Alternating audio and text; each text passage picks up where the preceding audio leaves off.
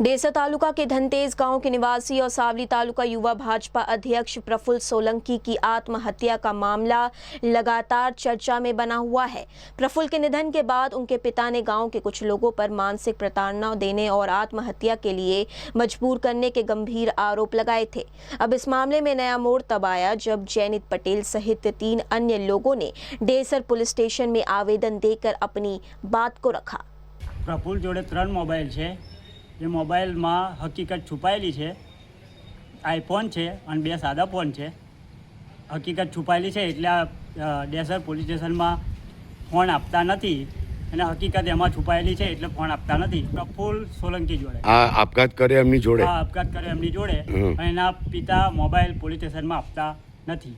Mobile છે, iPhone છે અને 2 મોબાઈલ છે।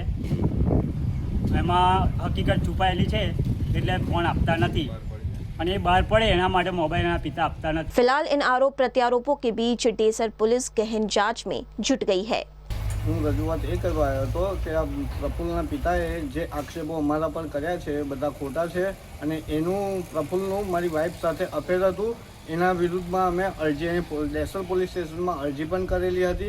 એના કાર્યવાહી પોલીસ અધિકારીઓએ કરી પણ હતી। એ આપઘાત એટલા માટે કર્યો એને કે એને મારી વાઈફને કોલ કરીને એને કીધું હતું તું મને મળવા નહીં આવે તો હું મરી જઈશ એમ। ના, મારી વાઈફ મારા વિરુદ્ધ છે।